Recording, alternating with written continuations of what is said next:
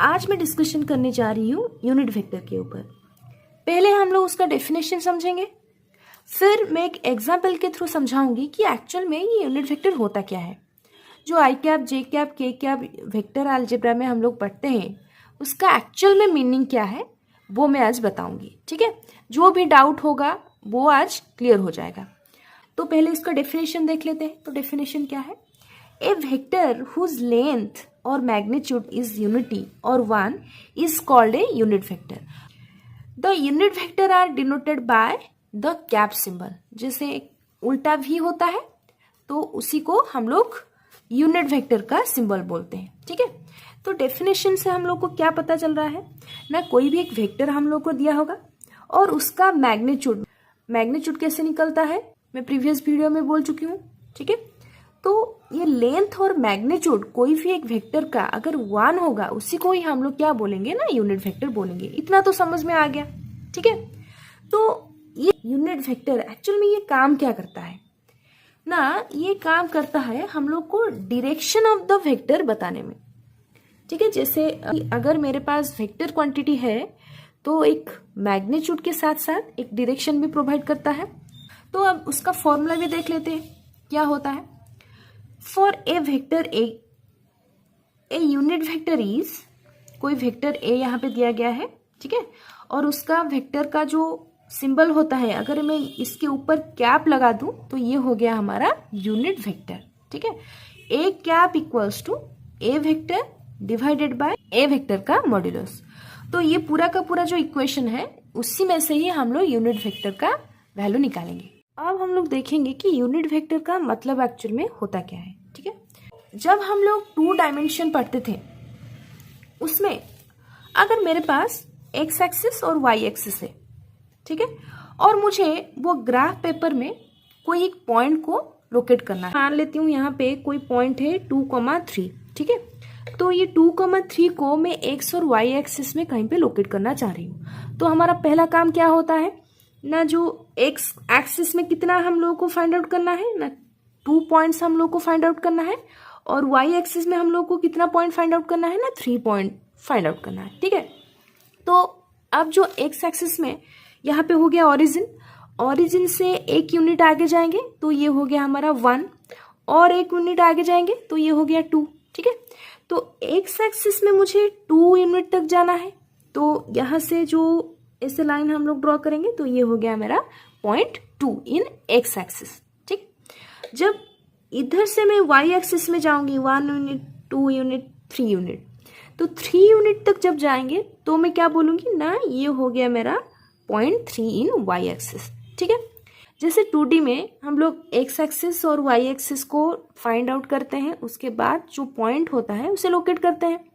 तो सिमिलरली जब हम लोग वेक्टर अलजेब्रा पढ़ते हैं उस टाइम ये जो आई cap, J cap, K cap, ये सब क्या होता है ना, एक्स एक्सिस में अगर कोई पॉइंट में आगे जा रही हूँ तो उसी को ही आई कैप बोलते हैं।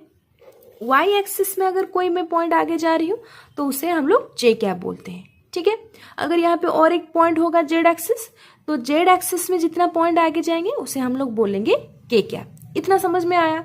तो इसी जो ये 2D को मैं वेक्टर अलजेब्रा के फॉर्म में अगर बोलूंगी तो क्या होगा ना, ये जो पॉइंट है 2 कौन से डायरेक्शन में जा रहा है ना, एक्स एक्सिस के डायरेक्शन में जा रहा है। तो यहाँ से यहाँ तक कितना हो गया ना, आई कैप या 1 आई कैप। तो मैं यहाँ से यहाँ तक क्या लिख सकती हूँ, ये हो गया 1 आई कैप। तो अभी अभी मैं बोली यूनिट वेक्टर का मतलब क्या होता है, अगर कोई वेक्टर का मैग्नीट्यूड 1 होगा उसी को मैं यूनिट वेक्टर बोलूंगी। तो मान लेते हैं कि यहाँ से यहाँ तक हो गया मेरा आई कैप। अब देखो यहाँ से यहाँ तक जो लेंथ है क्या है ना, 1 है।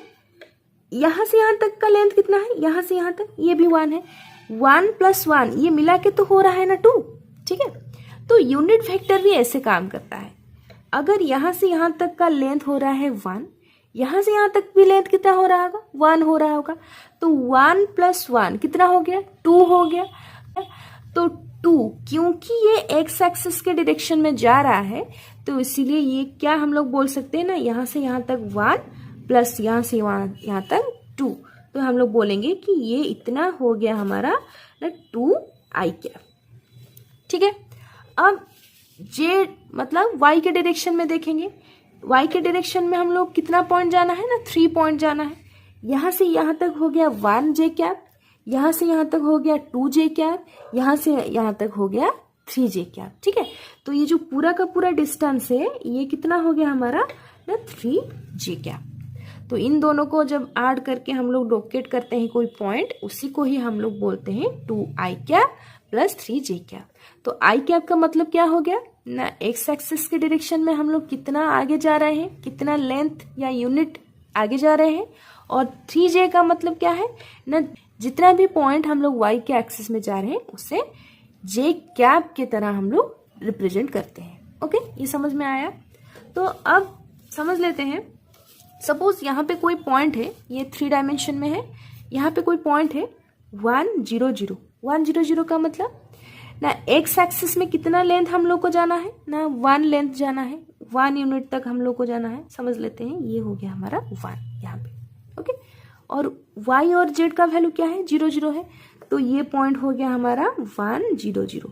आई कैप क्यों लगा हुआ है, क्योंकि ये एक्स एक्सिस को रिप्रेजेंट कर रहा है। ओके, तो जब हम लोग बोलेंगे कि 0 1 0, इसका मतलब एक्स और जेड एक्सिस का वैल्यू यहाँ पे 0 है, y के एक्सिस में हम लोग कितने तक आगे जाएंगे ना, 1 यूनिट तक आगे जाएंगे, इसीलिए यहाँ पे जे कैप लिखेंगे। ठीक है, और यहाँ पे के कैप का मतलब ये 0 0 1 0 0 हो गया हमारा एक्स एक्सिस, वाई एक्सिस, और जेड एक्सिस में हम लोग कितना तक जाएंगे ना, ऑरिजिन से 1 यूनिट तक जाएंगे। आया समझ में। आई cap, J cap, K cap का मतलब क्या होता है ना, 1 यूनिट। अगर मैं 1 यूनिट से ज्यादा गई तो जितना मैं लेंथ आगे जाऊंगी उसको हम लोग उतना लेंथ के साथ आई कैप या वाई एक्सिस में जे कैप और जेड एक्सिस में के कैप लिखेंगे। ठीक है, ऐसे भी लिख सकते हैं, I cap, J cap, K cap are the unit vector in the direction of X axis, Y axis and Z axis respectively in the 3D plane.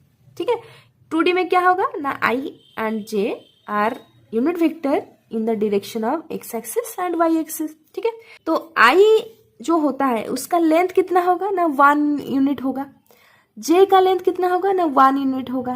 के का लेंथ कितना होगा ना, 1 यूनिट होगा। ठीक है, यहां से यहां तक जो लेंथ है 1 unit in the direction of X axis, यहां से यहां तक जो लेंथ है J cap that is in the direction of Y axis, यहां से यहां तक जो लेंथ है वो 1 unit in the direction of Z axis. ठीक है, तो ओवरऑल ये हो गया यूनिट वेक्टर। यूनिट वेक्टर को कैसे हम लोग डिफाइन करते हैं, और अगर मेरे पास यहाँ पे कोई पॉइंट में डिफाइन करना चाह रही हूँ, यहाँ पे 4 तक जाना है या 4 आई कैप लिखा हुआ है, इसका मतलब मैं 1 2 3 एंड 4 यहाँ तक जाऊंगी। ठीक है, तो ये पूरा का पूरा जो लेंथ कितना हो जाएगा ना, 4 आई कैप हो जाएगा।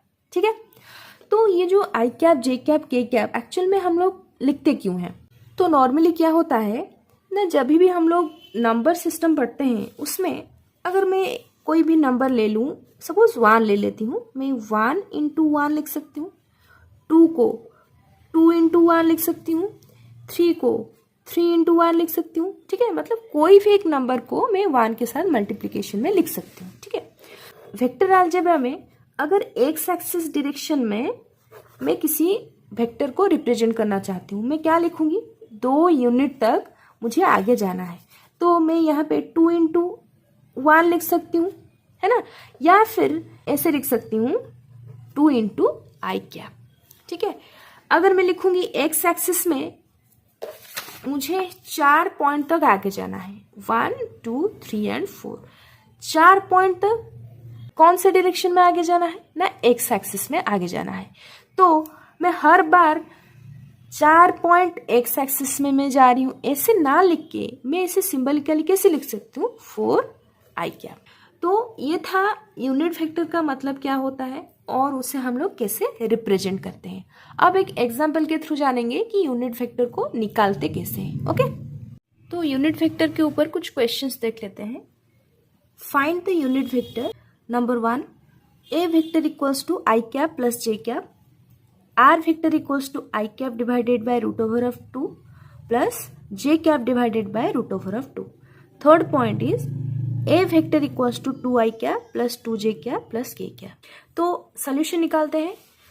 यूनिट वेक्टर फाइंड आउट करने के लिए हमारा जो फर्स्ट फॉर्मूला क्या होगा ना, A cap equals to A vector divided by A का मॉड्यूलस। ठीक है, तो क्वेश्चन नंबर 1 में क्या दिया हुआ है ना, आई कैप प्लस जे कैप का हम लोगों को यूनिट वेक्टर फाइंड आउट करना है। ठीक है, तो यहाँ पे आई कैप प्लस जे कैप का मतलब क्या है, आई के साथ कितना मल्टीप्लाई हुआ है ना 1 मल्टीप्लाई हुआ है, जे के साथ कितना मल्टीप्लाई हुआ है ना 1 मल्टीप्लाई हुआ है। ठीक है, तो जब हम लोग उसका मॉड्यूलस निकालते थे, मॉड्यूलस का मतलब क्या होता है ना, आई कैप के साथ जितना मल्टीप्लाई हुआ है उसका स्क्वायर लेंगे, जे कैप के साथ जितना मल्टीप्लाई हुआ है उसका स्क्वायर लेंगे और होल रूट हम लोग निकालेंगे।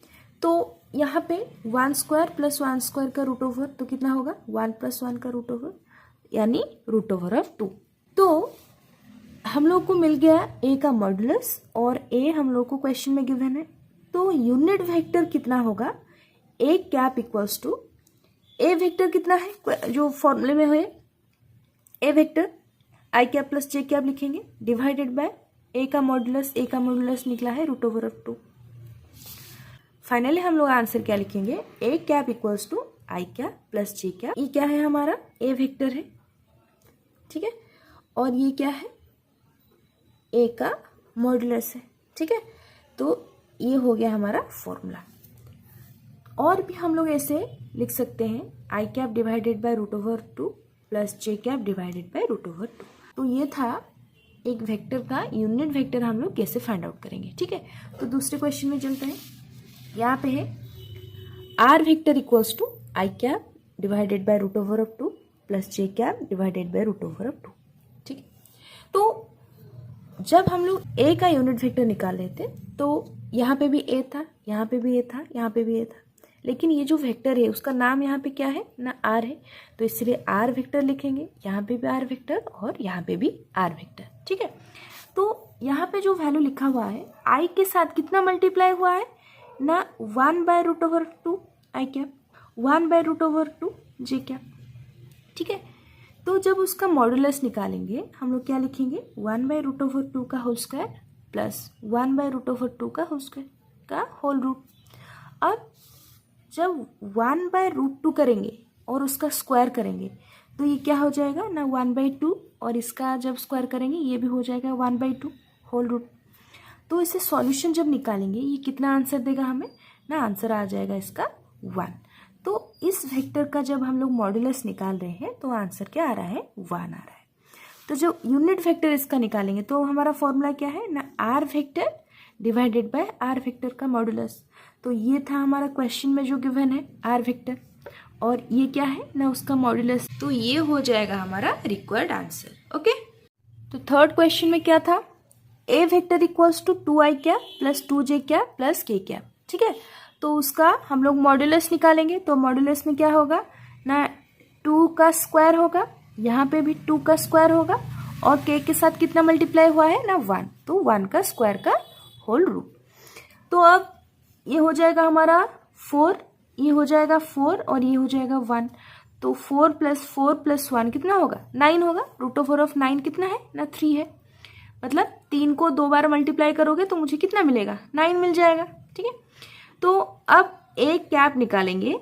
तो ए वेक्टर का मतलब जो क्वेश्चन में दिया होगा 2i cap plus 2j cap plus k cap divided by A का मॉड्यूलस कितना आया है ना 3 आया है।